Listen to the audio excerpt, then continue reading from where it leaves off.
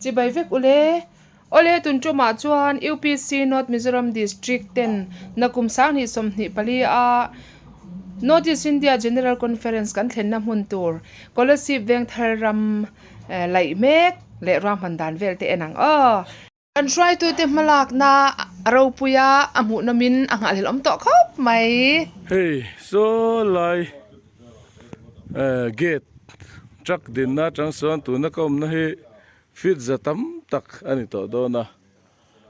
aza ve apo kala phalo kan ram policy veng thar United Pentecostal Church North Mizoram District Ramania ti chona ram sira hei big in po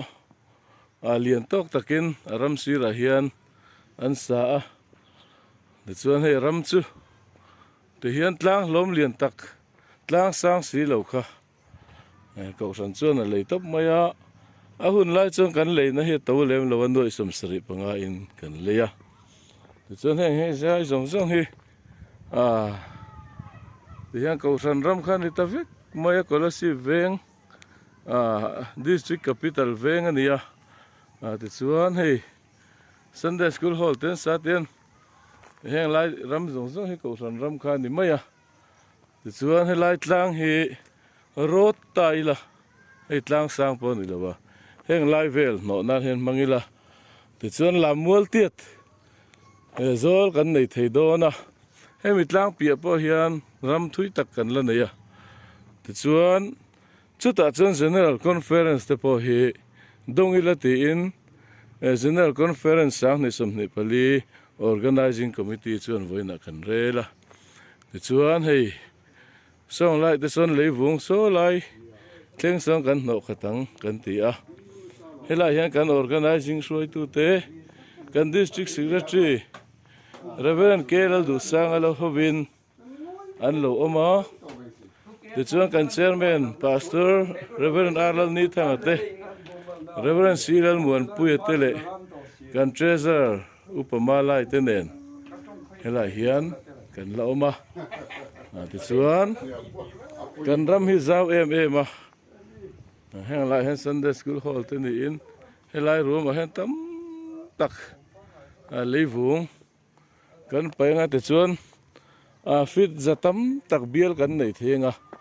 chuta chuan in khom pui ba ka parking zong song alenga pandal tur te po nge thadawin kan sa thei tura kan in ngaya chu voin scholarship kan kal san te po hi ania voina pathian in hun cha min pe kho cha te min pe a kan lo me mani Jingdar college an ve tanga lai ania tian ko he ko khanna nga la le kung lai ko la finishing vek ngai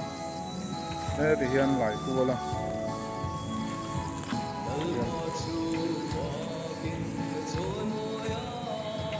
helam pang hi leivung pai thei to lo wa chuan ni ram kulam nei ku mi to wangin kulai tang kon he la ma he pai de la ngai to do na yan nok thak yu de la ni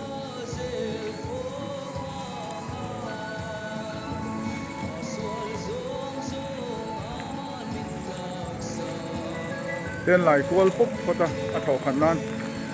ten kina anan road hiam leanga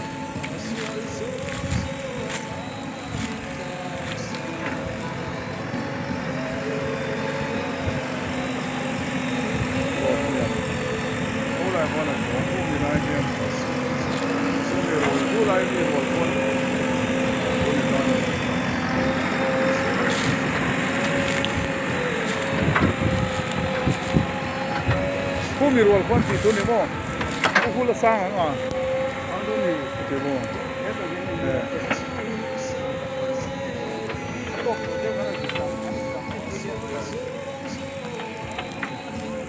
ten lai kual pop khot ri ni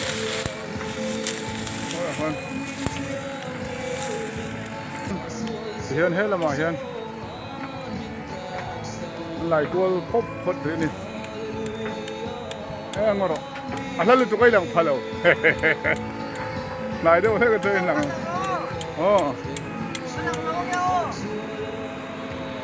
le rom dak so le aya ti khai lang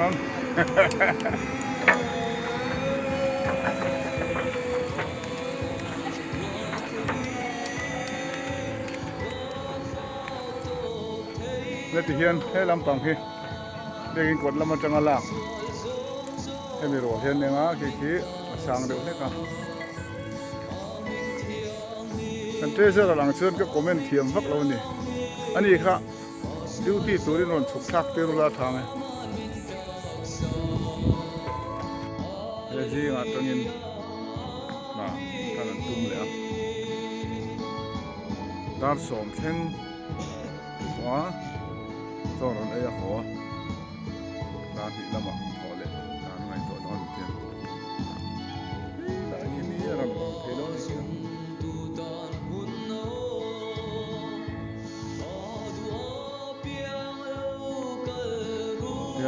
ni ni mina lâu lại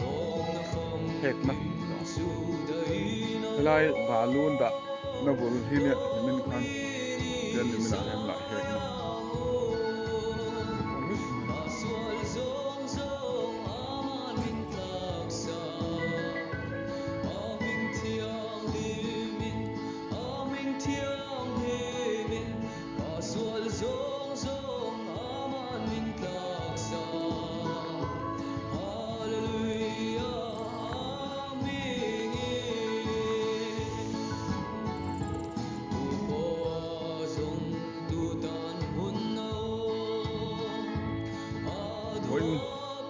anh lại lệ xuân hệt nè khó bằng đó là thành công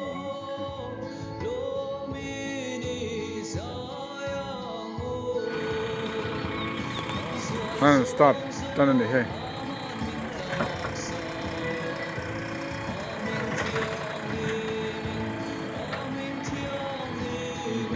wall pui tang ki po operator ron kala ron khem ma khom mai pen ka tin la mu thur thurang chu mo le ngai to na nei mi ani min mut na nuam berom se sang in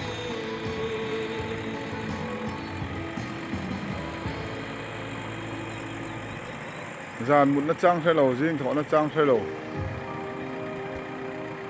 tun lai khovel lom dan ni ta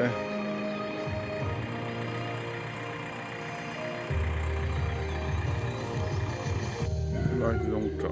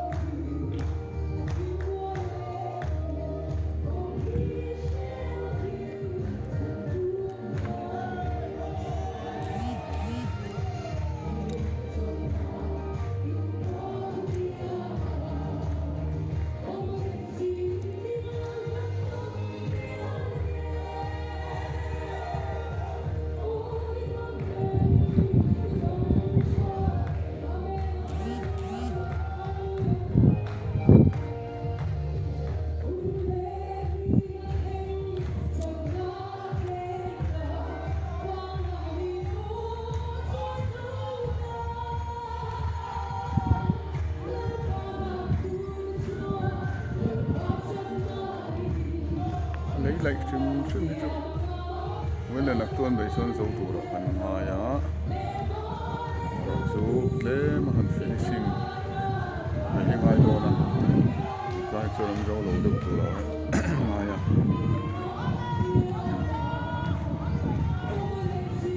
cái này nó nặng cái này là phần này, phần thế cút, đến để phần nó có thể cái đó.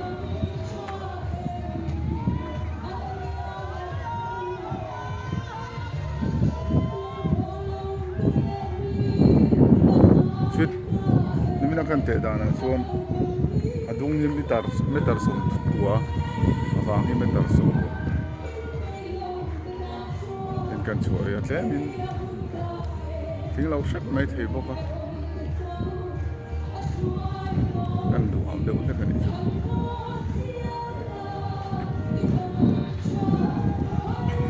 ande kin thane ko lau pamin ko na tu kan ti ya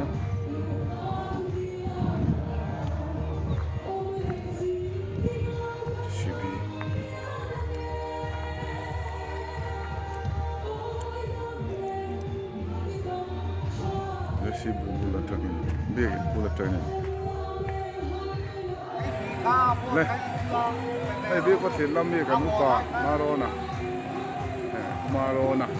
aron chho ve ko na ve ron na yen ai vai na be mu ma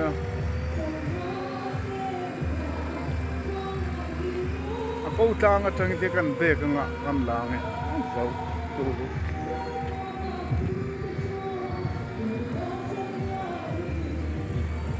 so lang so son pa pa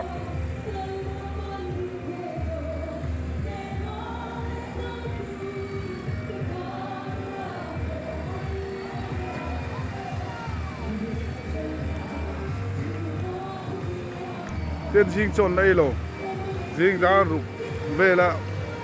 vùng ẩn nia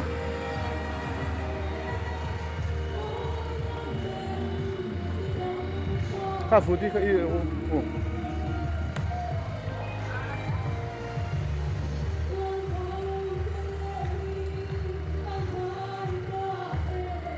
lấy vụ cái tiền hết là hẹn nọ thề đó nè với hi kan ho tu te lama in lo phe ta na han du ve de chu operator te pon nak tu te chu motor te chu thei se di hin du dan de onia valor na hi nor phei nei do na ka de ole ton tia etian ka de tian ki ko mi ke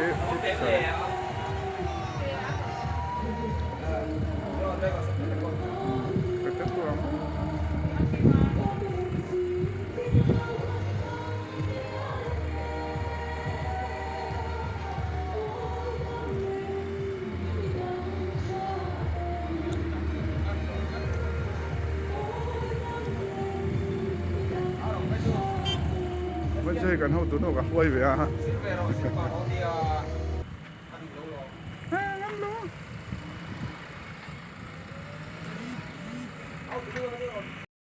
ole kumsang ni som ni pali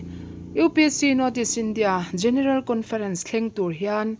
UPC North Mizoram District Board Committee te chuan scholarship veng lai le dia kon bial ten joina thlen ni se ti an lo pass to angin kan district shwai tu te kai shwai na hnuaya organizing committee fel takdin alo ni to a April ni som pathum sang ni som ni pathum khan organizing committee thut khom ma saber po nei ani a conference thlen na mun turatan dia kon bial scholarship veng thar district ramleya hian thlen ni se anti a amun lai zol tur ram man na te siam ngalin chu det ni som ni pali April sang ni som ni pathum tho chani khan conference na mun tur scholarship veng tharam chu JCB te hayarin lai na tho chho ani ta a ni tin taima takin JCB operator ten lai na an thok chho ta mek ani scholarship veng lai bial pastor fel tak mai le mongjang tak mai reverend arlani thangale dia kon bial tu pastor reverend silal mwan puya mi fel tak mai le taima tak ti hian ni tin an na tho dan hi amuna kalin an lo en puireng bok ani ti chuan tuna kan mu chin hi ani rukna vo in ni somni pakwa April sang ni somni pathum in rin nia an thlen chin chu ani tari a kar le lama chunzom le zel tura ruwa man alo ni e tun din huna aram zaw zong hi awang lam meter somruk adung meter somkwa ani a ma se lei na wungte pain chung lei wungte chu ruam no kha na manzel ani boka chu tiang ani chuan lai zo fel huna meu chuan ala zau bel le hle don ti na ani chu ole kan district shwai tu fel taktele organizing committee fel takte malak na ro puin aphur om hle maya tuna chengin lang tin le mual tina Pentecost ko shantin sang ni som ni pali general conference chu lim taka mang turin ilawin bo sai sau mayang o Venia kan mu ang hian amun mate po arem don le maya tuang takin na tho te pe ani theina turin le roman na te fel fai taka akal chho zel theinan te ahun le amun dik taka khom puilim om tak manani theinan ko shan hoten kan tong trai na a shereng bokilangin theito pin tong trai na a kan dil thin bok don ania e atop kharnan kumsang ni somni pali general conference organizing shrai tu te hi tu tinge an ni reng in ngai thang chairman a hian reverend arlani thanga policy venglai bial tu pastor vice chairman reverend silal muan puya policy dia kon bial tu pastor organizing secretary atan evan zawre moi hlondo venglai bial treasurer atan upa neilaya dia kon bial chuan ex officio a hian kan district OB te an ni anga organizing committee member atan conference thleng tu tur bial ni te policy venglai bial te le policy dia kon bial ni a department head theute an ni anga chuba ka chuan organizing committee a subcommittee andina a leader theute kha an ni bok don ani conference lo tling tak le hlim om tak thleng tura anin bua saina a kongtin renga organizing committee te lalpan tho puin shrai zel sela du sakna sang ber kan hlane lalpan malsom ro se